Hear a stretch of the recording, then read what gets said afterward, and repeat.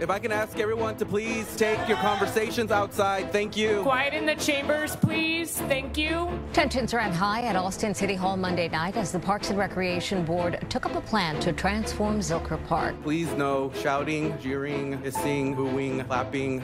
It was standing room only at a heated Parks and Rec Board meeting with dozens of people spilling out into the lobby. Public comment went late into the evening. I urge you, don't pave the soul of our city. How many times do the citizens of Austin need to tell you they don't like this plan? A new poll shows some Austinites are opposed to a couple of big changes to Zilker Park. Over 80% of those polled say they don't want an amphitheater or parking garages within the park. If it ain't broke, don't fix it. What you're presenting us is a lie. It's dishonorable. It's dishonest. And that is not a vision. You cannot have a lie be a vision. It seems to me like this is an issue between big money and the people. I think the big elephant in the room is Ticketmaster.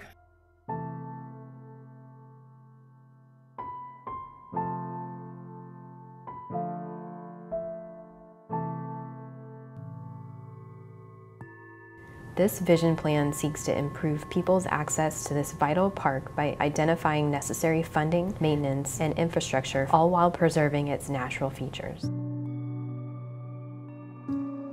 It's a draft plan for Zilker Park developed by a consultant for the city. What they asked for was a 50-year vision of what the park should be or could be for the future.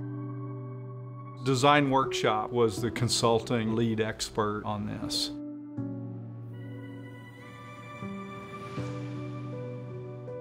We've seen it before with other plans where they recommend a bunch of construction.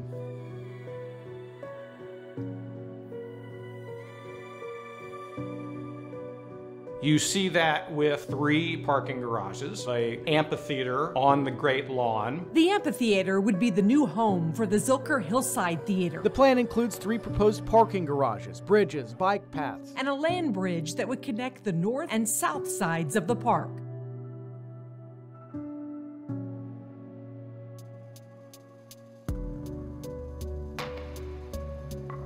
The $600,000 they've spent on the consultants, that's nothing. They're talking north of $150 million. You say $150 million to people, they automatically know what are they building, how much pavement are they bringing in, what are they going to screw up. We don't need a bunch of parking garages. The vision plan calls for 3 garages to park 2,000 cars. One of them is a 1,000 capacity garage, completely underground. For comparison, let's look at the San Jacinto garage at UT, which happens to be 1,019 spaces. It's 8 stories tall, 1 acre per floor, so it's really 8 acres straight up. The plan calls for that garage to be 2 stories underground, which expands the footprint to 4 acres. So you can imagine a 4-acre crater 30 feet deep to build this garage, which is upgraded from the pool. The parking garage is a hydrogeologic disaster. This is Martin Springs Recharge Zone. There's caves under the park. The weight of any equipment that you send in there, the vibration, the pounding, is going to crush the very fragile karst that underlies the park. The carbon monoxide in parking garages seeps into the structures and land around the underground parking and can permeate through the walls. The whole park is an archaeological district. It's an unexcavated archaeological site. The 2 500-car garages will be like the Guadalupe garage at UT, which is 6 stories tall. The plan lowballs the cost of the garages at $30,000 a space, which is $60 million. The underground parking garage will be far more than that. By comparison, the new Doherty Arts Center is pricing parking at $64,000 per underground space. The city is proposing to build a 5,000-seat amphitheater on the Great Lawn. The amphitheater is going to be directly modeled after what we have at Waterloo Park now. What I don't want is a Zilker that is being developed to be the next Waterloo Greenway. You look at the design of that amphitheater, and then you go to Waterloo Park, which has a year-round venue that's booked all the time with really big acts, and they look shockingly the same. Now, if you take that and you move it over to Zilker Park, we're going to lose an entire section that's going to be 5,000 people's worth of sidewalks, traffic, and concrete seats. Look, as a developer, I have to pay for my own land, build my own parking lot and improvements. But in this case, the land comes for free, the taxpayer pays for the parking garage and the amphitheater, so the operator has no overhead. They get the ticket revenue and the concessions, including alcohol sales.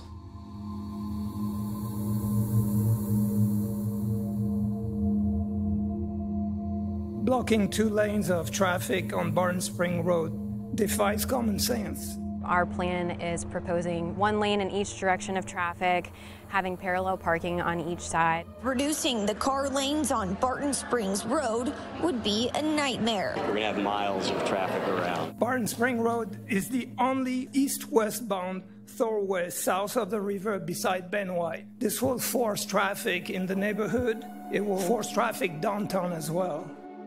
It seems to be organized to rebuild the park to the benefit of commercial vendors.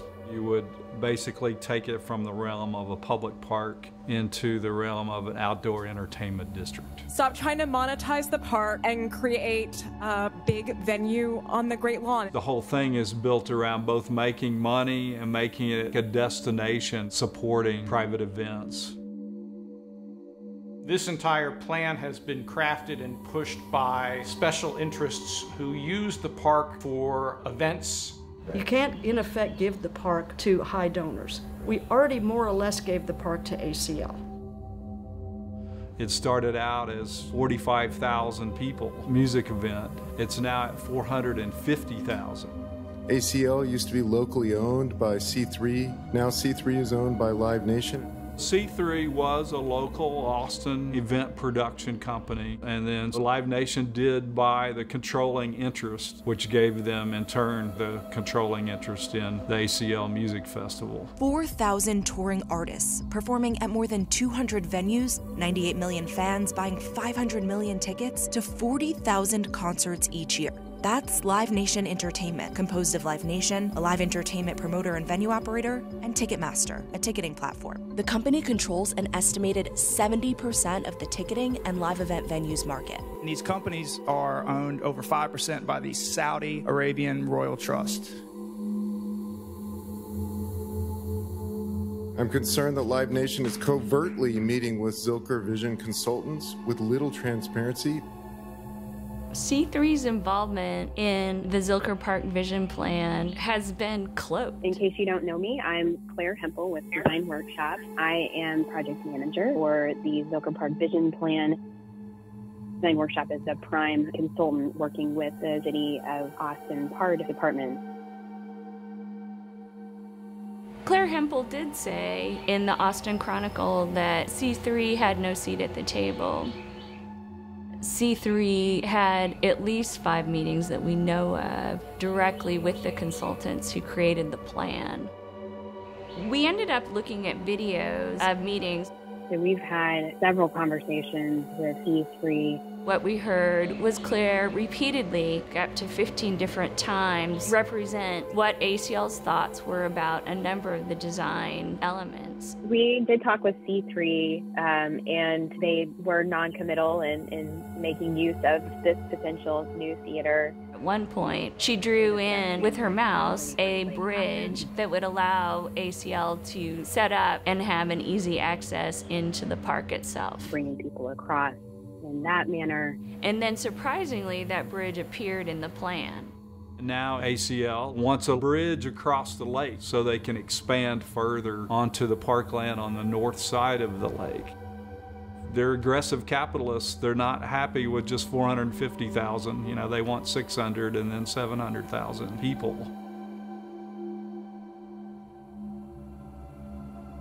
My name is Colin Wallace. I'm the CEO of the Austin Parks Foundation. I want to say to everybody here in the chamber tonight, there's been a lot of misinformation and lies put out about our organization. We will not boo speakers. We've been involved in this process over the last 3 years as a participant, not a heavy-handed participant. The Parks Foundation is really a disguise for Live Nation's interests. They're basically a front for Live Nation.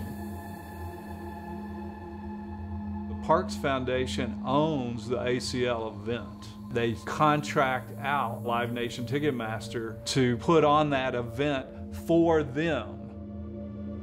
Now, why would you have that kind of arrangement? To me, the only reason to have that for-profit, nonprofit partnership is to maximize those advantages of the tax-exempt nonprofit, having that flow to the for-profit entity. Live Nation is expected to bring in over $300 million in revenue on ACL alone this year. They take about $4 million of that a year, and they give it to parks around the city. That is the economic arrangement between an $11 billion global ticket company and concert promotion company and the city of Austin. We also do not want a nonprofit umbrella scheme. We have seen social media posts today claiming the city of Austin is ready to hand Zilker Park over to a private company. This on its very face is very suspicious. People also spoke about a rumor that the city was planning to use a private owner for that park. It's obfuscating at its best. City leaders tell us that's just not true. Now, this thing about this nonprofit, I've heard a lot of, shell games and everything around it, but I'm from Texas. I know when you're pissing on my boots and telling me when it's raining. Thank you. They're not selling the park, but they're selling out the park. They're selling out the park to a nonprofit that has pretty much carte blanche. The vision plan does say it recommends a unified nonprofit serve as a main point of contact for the Austin Parks and Recreation Department. It's a wall, force field, umbrella, protecting us raindrops from, getting their money-making ventures all wet.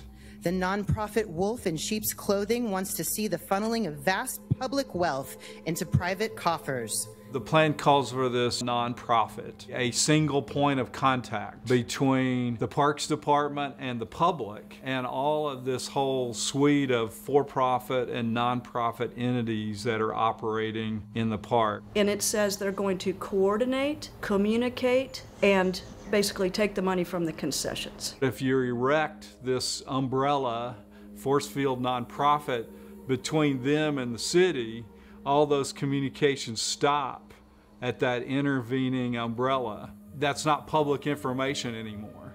So then it gets sanitized and scrubbed before it gets into the public realm and becomes a public record under public information law. This umbrella nonprofit is going to raise money in a non-transparent way, build basically whatever they want in Zilker Park, despite what everyone in town wants. Enriching a few by exploiting the wealth of the many is the antithesis of a long-term vision. And this whole thing just stinks to me.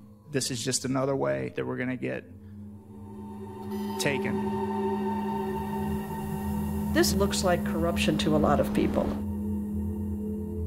I think Austin is kind of moving backwards, developing in the neighborhoods with equity.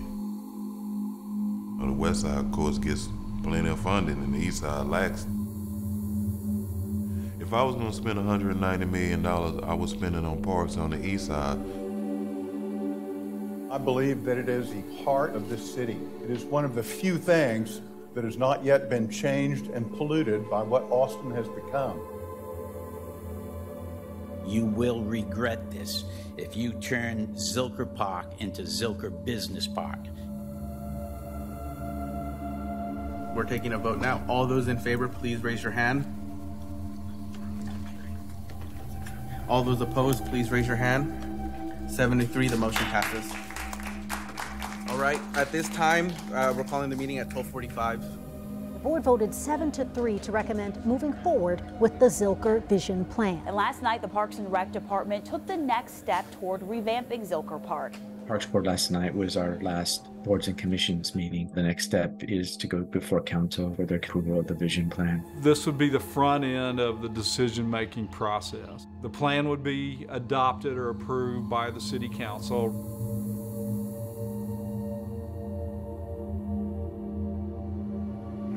The city council is about to learn in a hard way that if they keep turning a deaf ear, they are not going to be coming back. I want the city council to appreciate that anybody who supports this lack of vision plan will have me voting against them. My friends voting against them, and my money going to the people that oppose them. We're outnumbered. We could tell you how much we love it, how long we've been here. My question is, what are we going to do about this? Let's take care of the park. Let's take care of what's there.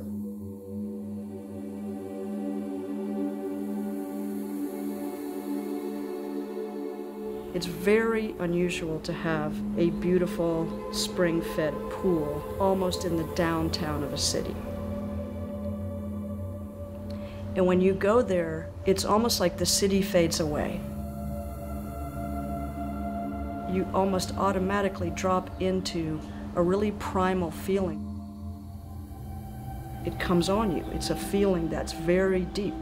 That's been a gift to humans that have been there forever. It's irreplaceable. If something happens to it, you can't get it back. It's not man-made. That's why so many people for so many decades have fought so hard to protect it.